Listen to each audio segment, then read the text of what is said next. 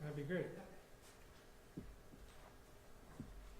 Testing 1, 2, 3, 4. Okay,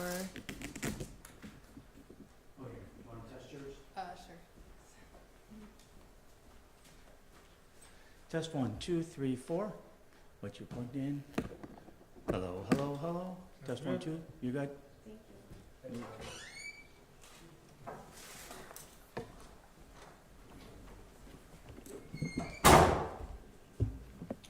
Afternoon, everybody. Ready to go? Okay. Saturday morning, about 4:20 in the morning, officers in Delta District, northwest section of the city, responded to what was put out as a suicide attempt call with a male that had ingested numerous pills. When officers arrived on scene, they were met with a couple of people outside. The call at this point had elevated that the individual either may have a gun or took possession of a gun. The officers entered the residence, were looking for the individual, made their way up to the third floor attic where they encountered an individual who had a long gun pointed underneath his chin. The officers began giving commands for the individual to drop the gun. They gave numerous commands for the individual to drop the gun. And after numerous commands, the individual had not dropped the weapon, and one of the officers discharged her firearm, struck the individual one time in the shoulder neck area. The individual sustained non-life-threatening injuries. He is in ECMC in the trauma intensive care unit in critical but stable condition. The weapon that was held underneath his chin was later determined to be a pellet gun. As these situations can be extremely stressful, critical incidents can be extremely stressful, there really is not many people out there that are going to be able to tell the difference between a pellet gun and a real gun, and we've seen that in many instances and many times before. I had an opportunity, and you know that the body camera video was released as part of our continued efforts in transparency. We want to make sure that the public has an opportunity to see when we have these critical incidents. Had an opportunity earlier this afternoon to meet with the family. We had asked the family if they would come in and meet with us. They met with myself, our chief of detectives, and the case detectives on the case, and the case detective supervisor, where we sat down and we played the body camera video that you see that was released, and have an opportunity, like I said, to meet with them. We again expressed that we have a sincere hope of a full recovery, and that the individual does make that recovery and continues to heal. This case, as is always the case, with the officer involved was placed on administrative leave. That is the normal course of business. The district attorney's office is also conducting an investigation, a review of the case for the use of force. That is also the normal course of business. And our internal affairs division has opened up an investigation. At the conclusion of the district attorney's investigation, then the internal affairs investigation will pick up and continue on from that point, where we will conduct a review of the use of force, which is also a normal course of business. With that, we will take any questions. What was the officer's name who fired the shots? The officer that fired the shots is Officer Kareem Johnson. He was hired in 2018. Was he the only one to fire shots, or were there any others? Only one officer discharged the weapon, and as I said, the individual received one gunshot wound to the neck, shoulder area. At what point did the officers realize that it was a pellet gun? Not until after they were able to remove the individual. The officers moved in immediately to begin rendering first aid. The fire department was already on scene outside because, again, the nature of this call was a suicide attempt where an individual had ingested pills, which is an automatic dispatch of fire and ambulance. The fire truck was outside downstairs at the time that this occurred, and it was less than 1 minute before the fire department was upstairs to also take over the first aid and then help evacuate the individual out of there. Officers then took possession of the weapon, and it was determined that it was a pellet gun. When did they,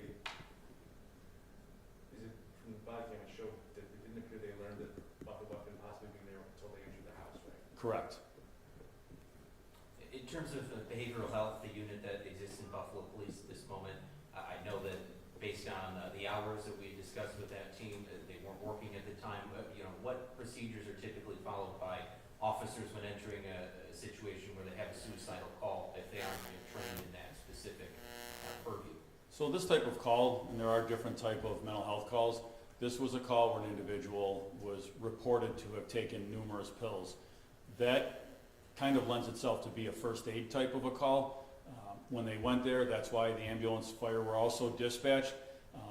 This obviously took a turn as officers arrived, and that happens not just in mental health calls. Officers will respond to calls and they take a sudden twist, a sudden turn. Facts that are not conveyed in the 911 call reveal themselves when officers arrive on scene.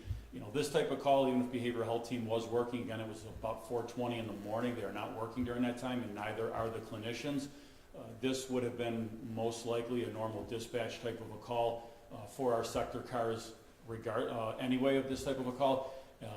If it turned into anything else, then they would obviously contact behavioral health if they're working. Officers also have to complete paperwork. That paperwork then goes to the behavioral health team. It goes to the clinicians that would then work on a follow-up after the case. Did the firefighters or anybody else go in before the cops got there or no? No, they arrived after. Oh, it was after the cops got?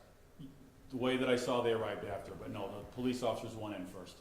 Was this the first time that you've had a call to this residence for this subject, or? I don't want to get in past history of the call. There were some other prior reports, which I'm sure you can get, but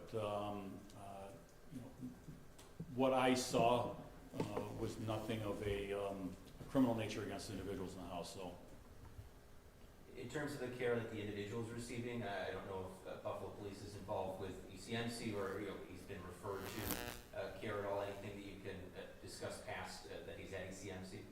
I can't get into any of that, especially when you get into medical stuff. I can't discuss any of that. Anyone else? What time and who called 911? The call came out, I believe, exactly at 4:21. I don't want to get into who the caller was. And so he was charged with criminal offense possession second. Can you just explain how that charge means? Yeah, so because this is now a crime scene, now we have a critical incident policy, officer-involved shooting. This elevates to a different level. Our detectives have to come in, and now this becomes a crime scene. Because it's a crime scene that occurred inside of this home, we are required to get a search warrant. Any crime scene that occurs inside, unless we get, it gets into the legalities of permission to search, permission to conduct anything further. But in these situations, we're just going to go ahead and call the district attorney's office, and then we are going to obtain a search warrant. Subsequent to that search warrant, there were a number of weapons that were located. Based on that, there was a charge that was lodged against this individual. The charge specifies 5 or more. Yes, there were 12 weapons that were located in the house. There were 5 handguns and, there were 7 handguns and 5 long guns that were recovered inside the home. Do you know how many officer-involved shootings there have been, maybe similar incidents over the last 10 years? Oh, I don't have that number. Over the last 10 years, I don't have that number. Just the spelling of Officer Johnson's name, Kareem? I'll get that out to you. Okay, thank you. I don't want to misspell. Understood. Okay. It was his body cam and then the other body cam was Butler, I think? No, Baxter. Baxter. Yeah, Baxter was I believe the chronology of Baxter's camera was the first video that was shown, and then Officer Johnson's was the second video that was included in that upload that you got. What's Baxter's first name? Tyler. Do you think this was a case of, there was so many times they asked him to put the gun down and he refused. It sounded like he said, are you going to shoot somebody who's got a gun to their own head? He said something like, if you come closer, it's going to end. Like they said, Oakland said, we're going to shoot you. He said, okay. Do you think this was suicide by cop? Or? I think that was the intended purpose of the individual at the time. And again, these situations are very tough. They're extremely challenging. They're challenging for everybody involved. They're extremely challenging for the officers that are responding and are confronted with that situation. We'd never want these situations to end like it did with somebody being shot. I don't care what the scenario is. I don't care if it's involving a violent crime or a mental health situation. Our officers don't want to discharge their firearms, so it's tough on everybody. Did at any point the individual point his weapon at the officers? No. Can you go a little bit more maybe into some of the, like, the training practices as far as dealing with or, you know, a situation where there's a possible suicidal subject? So we have been putting our officers through de-escalation training. They get de-escalation training in the academy. We do additional de-escalation training when they come back to us out of the police academy, and we are still working through the rest of the department. It's a 9 to 10 hour training that we brought in from the Police Executive Research Forum. It's called ICAT, Integrating Communications, Assessment, and Tactics. That really focuses on edged weapons and blunt objects, things of that nature. You know, some of those tactics can be used, but it does change the name of the game. You know, how things can potentially lay out when you are dealing with firearms. Yes, this turned out to be a pellet gun, but you know, try to identify that in the middle of a stressful situation. You know, de-escalation training, you know, they all have the caveat that when you're dealing with firearms, it really does kind of change the scenario. How many police went into the house? Obviously the two, and then there was at least one more officer. A lieutenant was further back in line of the officers. They were in a tight stairwell. It was you know, a typical A-frame type of an attic. Stairwell goes up, turns 180 degrees, goes back up the opposite way. So there were a few more, including the lieutenant, that were down on the second floor, like just at the base of the stairs that were out of eye range. So was it the two officers whose body cam you provided, they were the only ones who had visual on him? Yes, yes. Yeah, the other body camera videos were activated, but you're not seeing anything, so we didn't include that in the package. Okay. Of the other weapons found, how many of which were pellets as well? None of the were pelts. They were all actual firearms. Okay. So you did not have any permits for the handguns? Did not have any permits for any of the weapons. And so you said that the next step again would just be going back to you know, continuing the investigation still. Yeah. So the normal protocol in a situation like this, the officer's placed on administrative leave. That's standard protocol anywhere across the country. The district attorney's office then is going to investigate. That again is standard protocol. And then our internal affairs. We had internal affairs investigators responded to the scene. They were engaged immediately. As again, the normal protocol.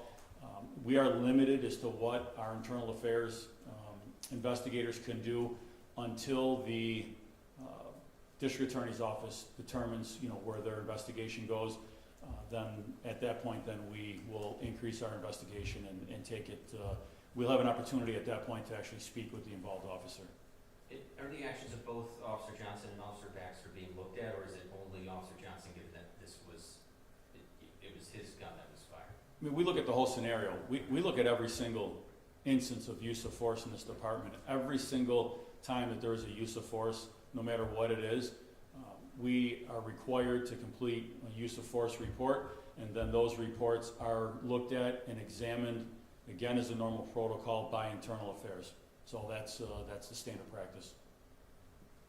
Thank you, everybody. Okay. Thank you. Have a good weekend. Okay, thank you. So,